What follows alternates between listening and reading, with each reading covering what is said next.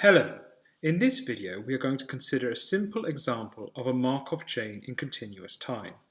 You should thus watch the video on continuous time Markov chains and make sure you understand all the theory within it before watching this video.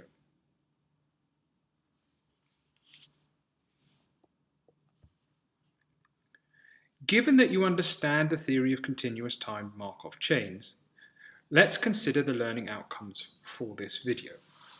What we are going to do in particular is we are going to develop a model for the random amount of time you have to wait for an event to happen, and we're going to do this by considering a continuous time Markov chain.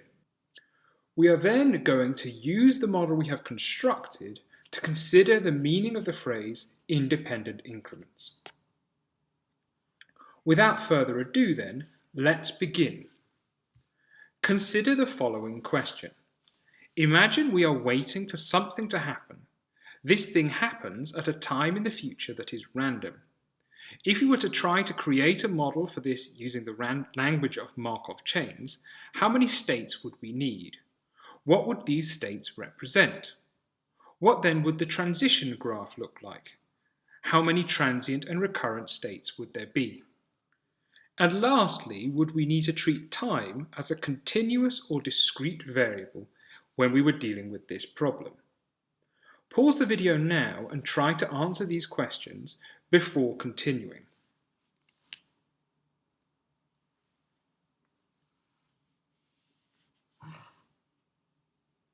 Hopefully, you managed to work out that the chain should have two states and that it should look something like this. There should be a state corresponding to waiting and one state corresponding to the event having had happened. The first of these states should be transient, as the event is guaranteed to happen at some point in the future, and the second of these states should be recurrent for the same reason. Furthermore, we need to use a continuous time Markov chain in this case, as there is no reference to discrete time intervals in the statement of the problem.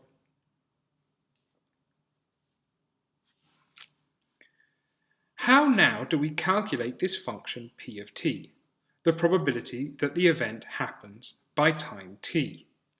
To do this, we have to recall the Kolmogorov relation that we learnt about during the video on Markov chains in continuous times that is also shown here.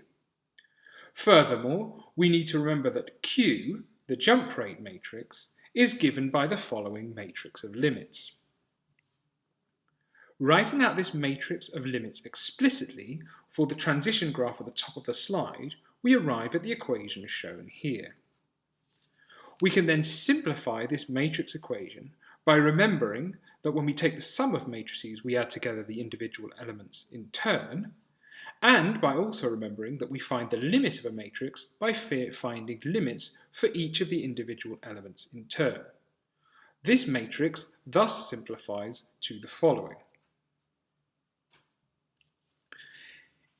In the next step, we arbitrarily state that the value of the limit as delta t tends to 0 of p of delta t divided by t is equal to lambda.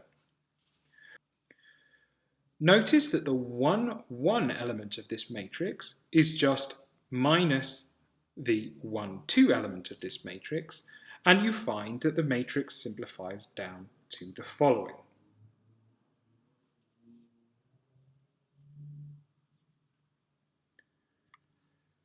Let's now insert this Q matrix into the Kolmogorov equation. When we do this, we get the matrix equation shown here. Let's now use this matrix equation to get an expression for the derivative of the probability of p00 with respect to t. This is the derivative of the probability that we are still waiting for the event to occur after t seconds. Furthermore, the rules of matrix-matrix multiplication and this equation tell us that we can calculate this derivative by multiplying the first row of the matrix P by the first row column of the matrix Q, as shown here. When we do this matrix multiplication, we get the differential equation shown at the bottom of the slide.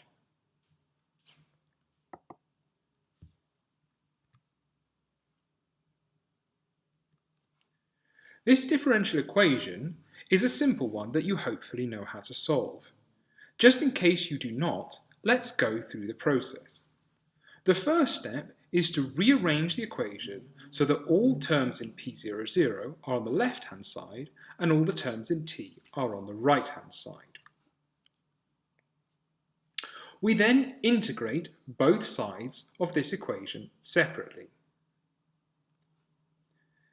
At this stage, it is important to incorporate the boundary conditions. Remember that for a first-order differential equation, like this one, we need one boundary condition in order to solve it. In this case, we will use the fact that the event has definitely not happened at the time t equals 0. In other words, P00 of 0 is equal to 1. This must be the case, as if the event had happened by this time, we would not be waiting.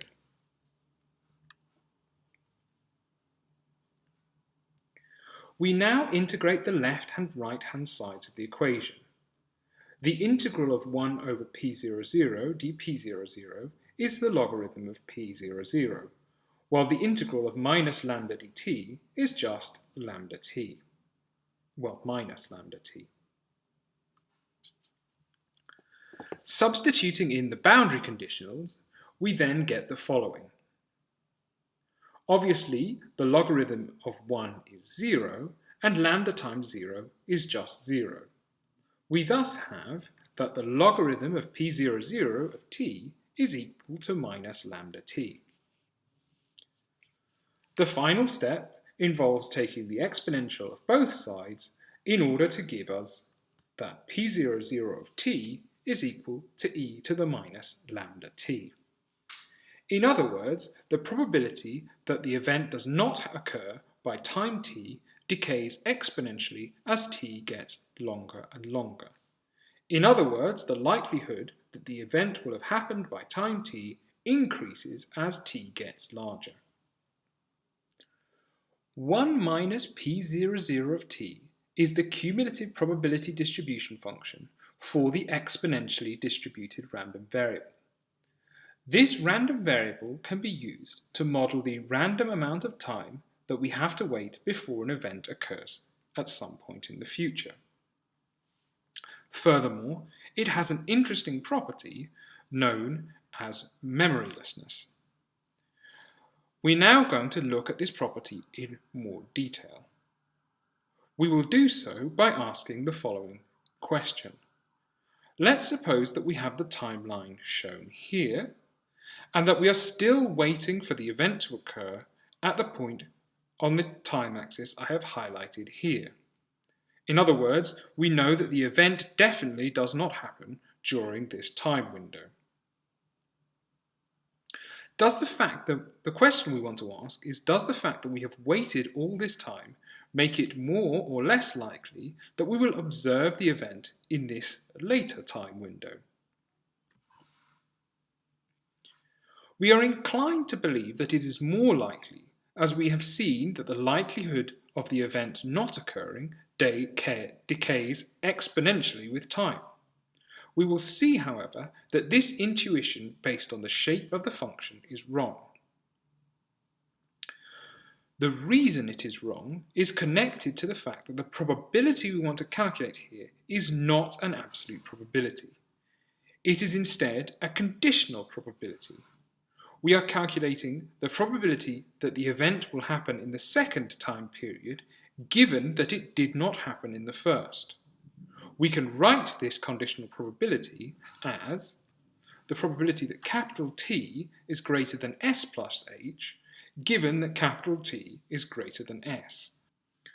We know from the definition of conditional probability that the probability that capital T is greater than S plus H, given that T is greater than S, is equal to the probability that T is greater than S plus H and T is greater than S, divided by the probability that capital T is greater than S. If T is greater than S plus H, though, it stands to reason that it is greater than S. So this conditional probability can be written as shown here. We can calculate both the numerator and the denominator in this expression using the equation we have just derived for the probability that the event does not occur by time t. Remember, this equation tells us the probability that capital T is greater than t, and it is equal to e to the minus lambda t. Inserting t equals s plus h into this expression gives us the probability in the numerator, while inserting t equals s into the expression gives us the probability in the denominator. We thus have that the conditional probability required is given by the following function of exponentials. We can simplify this expression by recalling that we could write an exponential of a sum as a product of exponentials. The numerator here is thus e to the minus lambda s multiplied by e to the minus lambda h. There is now a factor of e to the minus lambda s in the numerator and the denominator, and these two terms cancel. We thus find that our conditional probability is equal to e to the minus lambda h.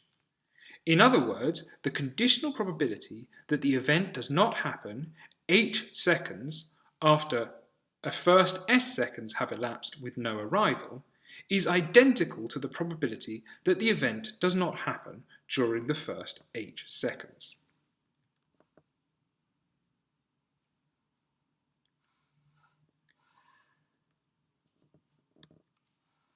The property which we have just arrived at is an important property of the exponentially distributed random variable. When talking about this property, we say that the exponentially distributed random variable has no memory. Furthermore, the exponentially distributed random variable is the only random variable that has this property.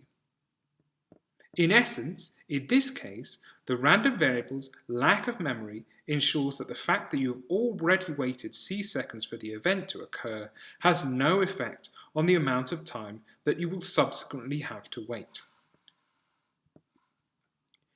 In many ways, though, the fact that the exponentially distributed random variable has this property should come as no surprise.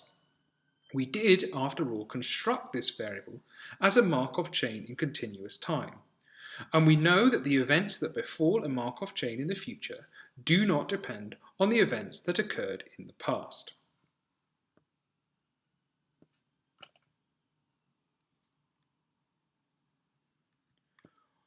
We have now completed this brief survey of the exponentially distributed random variable. As I stated at the start of this video, the aim was to explain to you how to calculate the waiting time for an event by considering a two-state continuous time Markov chain, and to explain the meaning of the term independent increments in the context of this model. I have done these two things in this video.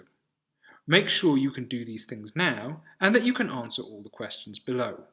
Once you feel comfortable, you can then move on to the related programming exercise. Thank you for your attention.